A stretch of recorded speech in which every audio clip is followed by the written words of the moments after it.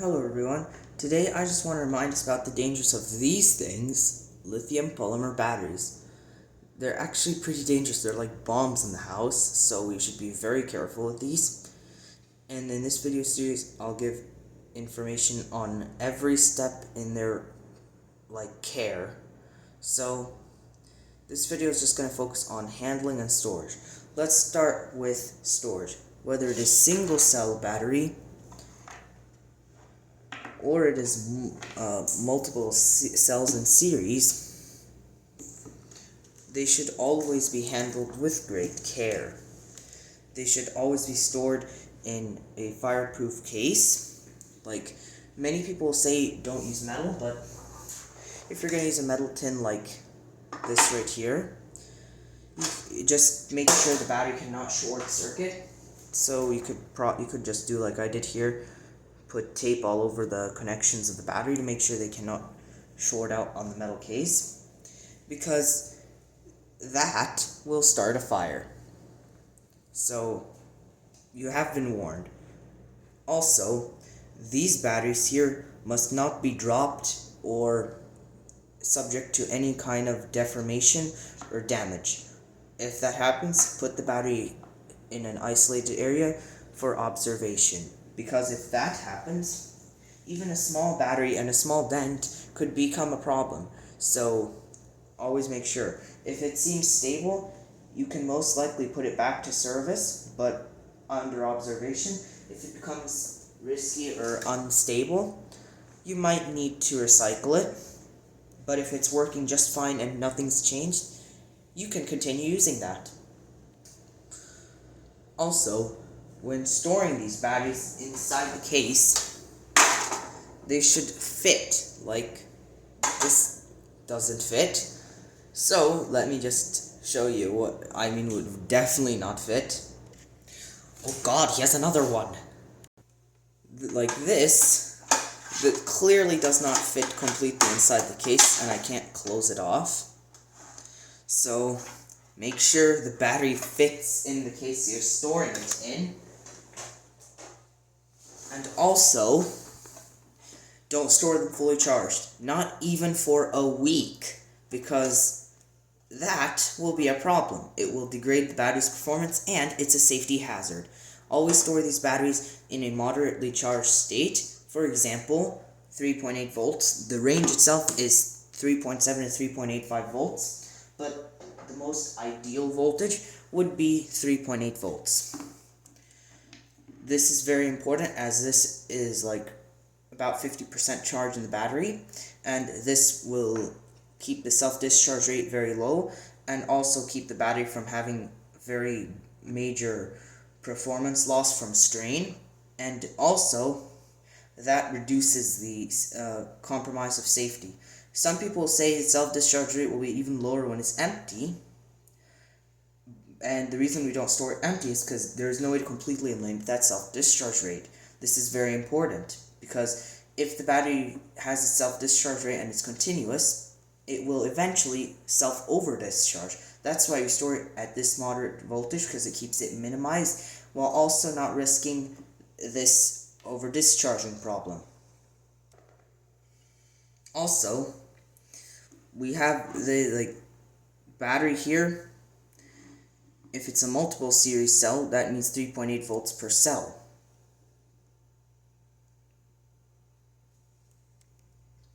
Also, when storing the battery, if it's not at this voltage already, you'll either need to charge or discharge it to that voltage depending on what it is. If that's the case, it's recommended to do it at a low rate, but it's still possible to do it at a higher rate. Like, just use the battery in your high discharge device for these high discharge rate batteries, like ADC. We'll get to what that means in just a minute. But here, this would need a battery to be discharged to that voltage. This one here is actually slightly low and needs to be recharged to that voltage. At this point, we can either do it with a high discharge rate or a low discharge, but for charging, it must be done slowly.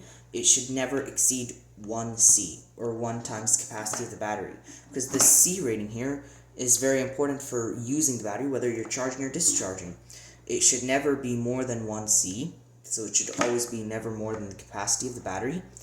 And the best range is between 0.5 and 1C. Lower would just take forever, and really, really low, like less than 0.1C, could risk the battery not getting fully charged ever, and it's just gonna take way too long. It would take more than 10 hours. So you will have to be very patient for that. So you're probably already asking, what does this C rating mean? Well, C here just stands for the capacity of the battery. So that means this is just 80 times C, or 80 times the capacity of the battery. This is the discharge rate, not the charging rate. That's how many times the capacity is the maximum current you can dissipate through this battery, which if you do the math, 5.2 amp hours, which is 5,200 milliamp hours, times 80 here, 80C, or we just take the C off because we already substituted this value in, that would get us 416 amps. That is how much this battery theoretically can deliver. And in the discharging video, we will get into how you calculate the actual discharge rate of the battery. But for now, we'll just talk about how you calculate the claimed discharge rate, but not the actual, because usually people like to play scams and write way higher numbers. Now this one I've not actually tested yet, but it's a pretty powerful battery. They're not joking about it being high performance. And also, I don't promote any brands in this video like ZEEE or Urgen X. These are just batteries I have laying around, and I decided to add them in this video for significance. Now, we'll also get on to how to actually charge the battery, which, by the way, has to do with this second wire. We'll talk about that in the charging video, where we discuss how we actually charge the battery, because you cannot just charge it like here with 8.4 volts, for example, as this here. This is 2 cells in series to make 7.4 volts instead of 3.7. And that would mean that we would need to charge it to up to 8.4 volts, but we'd have to charge it through here, because this black wire is actually this wire right here. They're just connected together inside. And that's just to make a reference point for the charger. Then we have this yellow wire is the intermediate connection between the 2 cells. And we have this red wire is the same positive wire as the main discharge. That's just reference for the charger, so that it can actually individually charge each cell like this and like this. So like this here would be one cell, and this would be the other cell in the series. That's how it actually does its thing. It charges through this here to balance each cell out so that not one gets overcharged, because no 2 cells are identical. Just because it says 5,200 milliamp hours, even if that was accurate, one of them here could be like 5,201 and the other is 5,194 milliamp hours. That's not much of a difference, but hey, it can cause a problem, because even though there's a very slight difference, it will add up as the battery discharges. So once the battery is discharged, one will end up at a slightly lower voltage. That's why you don't discharge these below 3.2 volts, but a single cell can go down to 3 volts. That's just because here, like I said, the voltage will drift off on the cells under a load due to slight capacity fluctuations or capacity anomalies, like slight ones, I should say. And that would result in a slight voltage difference. If it's very extreme, like one cell is over discharged and the other is still quite charged, like 3.6 volts, there's something really wrong with that, and you might want to consider that cell that's very low. But if they're like a little off, like one is at 3.1 and the other is at 3.2 or 3.3, then you're probably okay, especially under a battery with high discharge situation. And also that's been just used and did not have time for the voltage to settle. Because usually if you push the battery hard close to its discharge rate, like through the discharge, or when charging, you charge it at a very high rate, which you shouldn't do, sometimes the voltage might be a little unstable and need to settle. if you're discharging it, the voltage will climb, and if you're charging it, the voltage might drop after you charged it a little bit. That's just normal under straining conditions for the battery, but in general, don't push the battery till it cannot do safe discharging or charging anymore. Always charge it with the correct charge rate, and with the correct discharge rate, you should discharge. Now, don't just think ADC, okay, I can just pull 416 amps. Make sure you know that the battery actually can deliver on its claims. And also, let's not forget that this is 12 gauge silicon wire, which is rated for maybe up to 50 amps, but no way it's going to handle 400 amps. For that, we'd need like two 0 gauge silicon wires connected in parallel on each side to make an even bigger wire to actually handle that much current. So, just so you know, don't try to push more current than this wire can also handle. Now, if the wire is really thin on a high discharge rate battery, that can be a bit suspicious about the actual current of the battery, but here it kind of makes sense because this battery, even though it has this high discharge rate, I've not actually tested how much it is, but I know it's pretty powerful. It's not practical to put that thick of a wire. That would if it's, for example, they did use 0 gauge, that'd be a big hole here and a big hole here, leaving almost no room for this balance connector, and I have to come from the middle right here.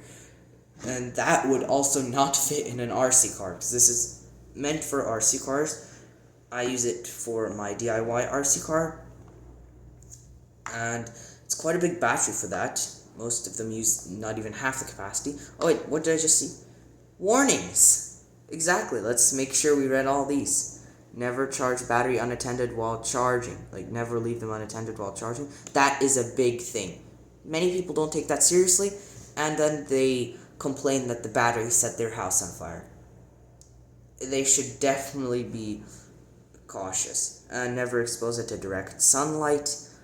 That's just so you don't heat the battery up. Do not overcharge or over-discharge.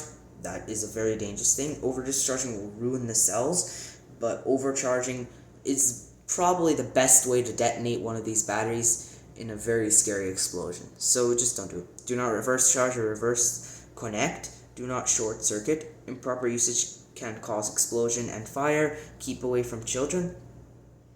Keep batteries away from flammable materials. Oh, they're just saying I should be putting in a fireproof case, essentially. Wow, I'm glad about that. The user shall take full responsibility for the result of misusing the battery. I think we've forgotten about how to be responsible for what we do, because people like to complain about these batteries exploding and then give very bad opinions on the battery because the battery exploded. And let's face it, it's not rare. These batteries tend to explode. These lithium polymer batteries here, whether it's a single cell again or the multiple cell in series or in parallel, if you have that, they all tend to explode sometimes, especially these high discharge rate ones, because these tend to come with poor quality chargers way more often than the not high discharge, and also these can dissipate huge amounts of current. Batteries' internal resistance ideally should be 20 milliohms or less, but these high discharge batteries, they should be less than 10 milliohms. So at this point, they have very low restriction to the flow of current, and that would just mean the battery would produce huge amount of current, or dissipate it, I should say. So just be careful. And short circuit, we'll talk about why that really also damages them in the discharging video. So, moving on, for handling an environment. The batteries should always be handled with care, as, again, if I didn't mention this already, drop in the battery would dent it, and even a small dent would damage, but here this battery looks all crushed. This one is pretty stable. There's nothing wrong, it's just apparently a very big manufacturing anomaly. These can be very poor tolerances, they can be millimeters off of their claimed dimensions. That is normal, because it's really just plates inside stacked, ideally, or cheaper and not as ideal, but probably more common, is just a roll of the battery's internal layers. And the advantage of this stacking is it reduces the internal resistance and makes a more compact cell. Like the battery itself is actually physically more compact, giving higher energy density. And also, battery is pretty good internal resistance because it's just a bunch of small plates. Like the single cell's internal resistance might be a bit higher, but when they connect in parallel, the internal resistance just divides among them, which will make the battery way more current capable. And it's like a bunch of small batteries connected in parallel, so they add up to the same battery, but they're smaller because they're all compressed way tight together. And this features high energy density, which is great. Because of course we want our batteries to be compact while still holding a bunch of charge, which that we'll talk about in a minute.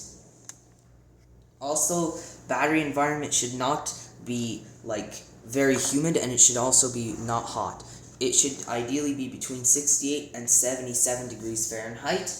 A good way to know this is just put a thermometer, or even if you have a spare thermostat, just put that in the room and it will measure the temperature of that room for you.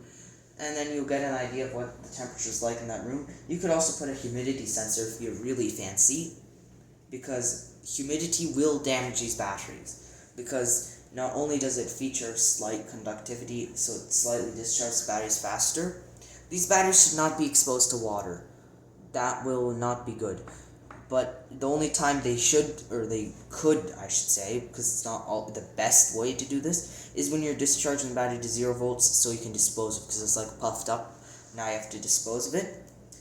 And you have a few ways to discharge it, but you have to make sure you get as low. Now, notice, if you ever do that, not always can you get it down to 0 volts and expect it to stay there. Sometimes it becomes this like loophole I like to describe as the lithium infinity battery. This is a very annoying thing where the battery has this permanent voltage across it. If you connect any small load, the voltage will quickly drop very low, but as soon as you unplug the load, it just climbs all the way back up to the voltage you started with after the discharge, like after bringing it down to this low voltage, like 1.34 volts. And that can be annoying. Now, when disposing, it should definitely be less than 2 volts, and ideally less than 1.5 volts per cell. I should just add, because that's pretty important. Because if it's a multiple series cell, of course the voltage adds up again, because that's the whole point of doing these cells in series, is to make higher voltage. And if that's the case, we also need to make sure that it's actually that voltage per cell, because if it's like if it's still voltage is high on one cell, that's a bit risky in disposal, because the less charge in the battery, the less reactive it is. This is another reason to not store it fully charged, because when it's fully charged, it has a whole bunch of energy it can dissipate, and if something were to go wrong, a huge amount of energy could be dissipated out, and it would create quite a violent explosion, quite an exciting reaction. So when we store it less charged, it's not as violent or exciting. This can be so extreme that an empty battery, or mostly discharged battery, might not make much of a reaction if you like stab a nail through it, which for the record you should not do. Like, it might not do much, but if it was fully charged, it's gonna be quite a violent and exciting reaction, because it has all